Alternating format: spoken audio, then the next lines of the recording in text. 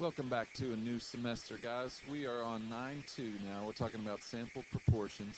In class, we should have talked about sampling distributions, how the fact that we are we are trying to estimate population parameters. There's either a proportion or a mean out there that exists that we don't know, and we try to sum that up with a statistic, a sample proportion or a sample mean. And we talked about in section 9.1 how repeated sampling in each different sample you would get a different value, and how all those different values go together to form a distribution that's called a sampling distribution, which is what happens when you look at more than one at a time of the members of your population. Specifically today, we're going to be talking about proportions. We are talking about some number that's a percentage of everyone in my population who falls into a certain category. Okay, I'm not asking everybody in this sample a numerical question. I'm asking them, did you stay up until midnight on New Year's Eve or didn't you? And for this scenario, I'm going to assume that 76% of all Americans did stay up until midnight on New Year's Eve. All right, you've got 76% out partying hard, and then the rest of the other 24 are in bed, and all the kids, the young kids, probably in bed. So I'm just going to assume it's 76. This brings up an interesting question. If I have to start the scenario with assume that 76% stayed up, then what's the purpose of all the sampling, right? Why am I even doing sampling if I know the 76%? Well, that's a big assumption, the 76%. And what we're building up to in what we're going to call hypothesis testing, we're going to be testing out a claim. So somebody's going to claim, yeah, it's 76%, and then we're going to test and see how valid that claim is. So even when I don't start out the problem with, hey, let's assume this is true, we're still going to be making an assumption of a certain percentage, and then seeing how likely that is based on the sample that we take. So if that bothers you that I'm giving you the quote-unquote answer right at the very beginning, don't let it bother you. Just play along right now. Pretend that we know. So let's get back to sampling distributions. If we were to ask, let's say, let's just keep it simple and say 100 Americans. And let's say we're going to take a simple random sample some way, and we're going to do, we're going to sample the right way. We're not going to have any bias in our sampling. What are my results going to be? Well, if I look at 100, what should happen is that a lot of the time I'm going to get something at or close to 76%. Sometimes I might look at 100 people and 75 of them might say, yeah, I stayed up until midnight.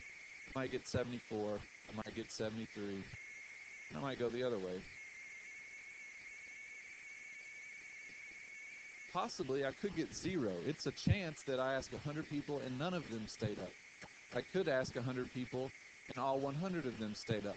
But those are very unlikely outcomes. The likely outcomes are the ones that are close to 76%.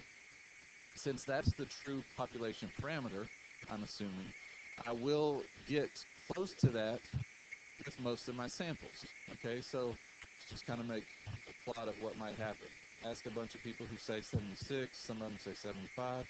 It doesn't have to work out to be nice and symmetrical every time, but it might. I might even get more 77s than I got 76, but you never know. Okay, but I might get something like this with repeated sampling. So here's what we need to ask now. We realize that sampling variability happens. We don't get the same result every time. So what we need to ask now is, if I were to survey every group of 100 possible Americans, which would happen billions and zillions of ways, but in that idealized model, what would it look like? What would the center and what would the spread be so that I can do some calculations? All right, so now we're getting into the good stuff, the good math parts. First big fact. Mu p hat. Let's ask a question here. What does the sampling distribution of p hat look like? Now other words, if I were to continue making x's like I started doing up here, what would that graph look like? How far would it be spread? Where would the center be? Would it be normal? Would it not be normal? That sort of question. Here's the big, we'll just cut right to the chase. There's some math behind this, and not all of it's really important to you right now. It's going to be approximately normal. All right, these x's should be approximately normal, and that's based on, and I'll just give you the overview. Do you remember when we were doing binomials? This is essentially a binomial at the core. I'm asking people, I'm asking 100 people, did you stay up or didn't you? We'll consider a success to be yes, they stayed up. So I get either 100, somewhere between 0 and 100 successes, and the rest of them are failures. And each person has a 0.76 chance of being a success. If you recall, when we did big binomials, we summed those up with the normal, because binomials under certain situations, and those rules are actually one of the rules in this section. As long as NP and NQ are greater than or equal to 10,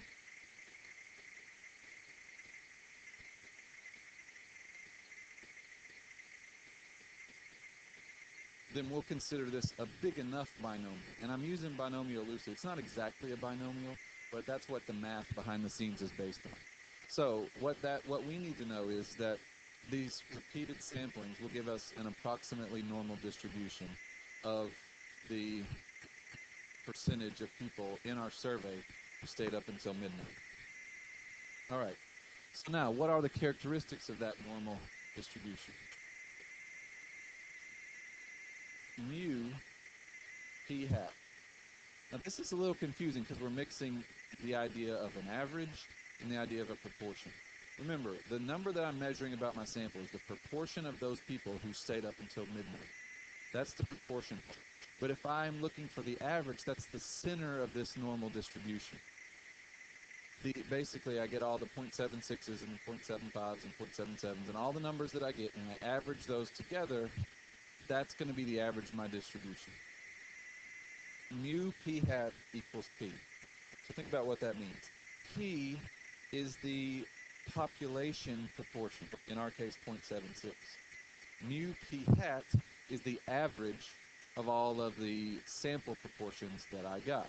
So what that means for us is that although my samples vary, sample to sample, I have variability, my distribution should center around the actual number, 0.76.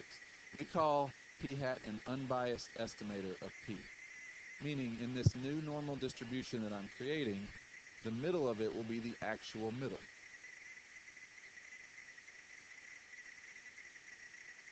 Okay?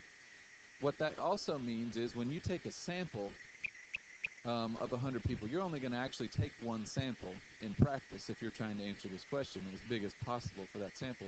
But you have no reason to believe that your sample is bigger or smaller than the actual number. Okay, if I choose 100 people, in real life, I really don't know that it's 76%. So I choose 100 people, and let's say I get 75%. I have no reason to believe that that 75 is either too high or too low. That's because this is an unbiased estimator of p. Mu p hat is an unbiased estimator of p. Now, we'll deal with margins of error and how confident I am in that 75% that I got later. But what you need to know is for the sampling distribution, if I kept on making those x's, the center of this normal curve would be at the actual number p. Okay, so what about the spread of this distribution? This again is based on that binomial.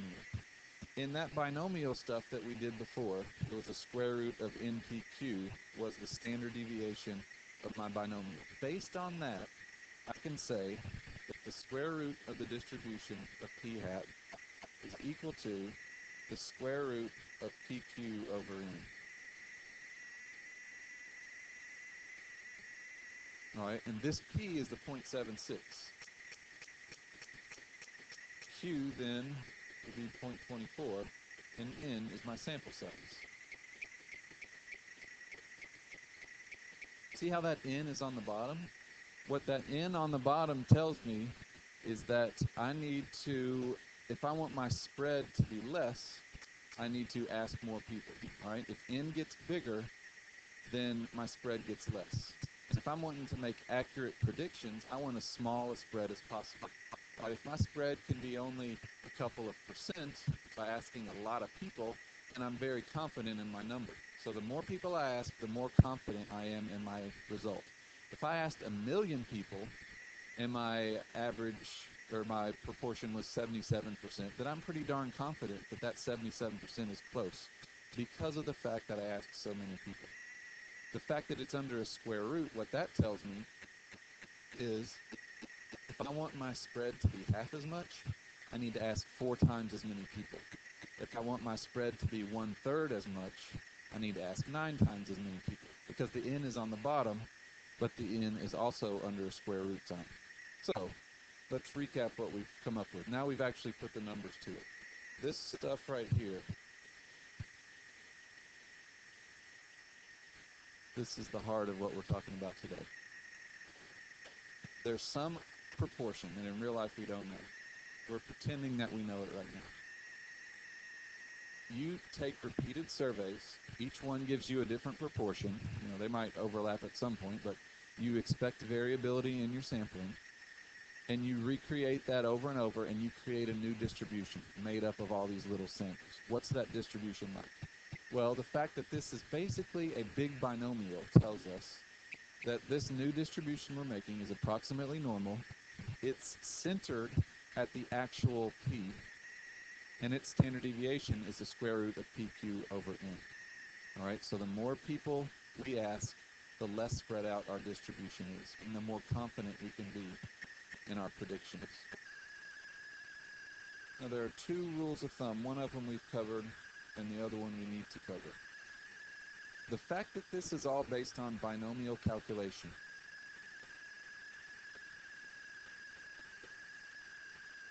and the fact that binomial requires the trials to be independent. We need to have sort of independent trials. Now, if I choose one American and then I choose another one, the population that I'm choosing from the second time is slightly different than the population the first time because one person's gone, but it's close enough. So what we need to happen is the population needs to be at least 10 times the sample. So we need to be choosing from big populations. You can choose a lot of people for your sample, but the population needs to be 10 times as big. Otherwise, your probabilities get thrown off because if I choose one person out of a group of 16 people, then I have actually changed the probability for my next person quite a bit. Rule of thumb number 2, we've already written, and that's up here.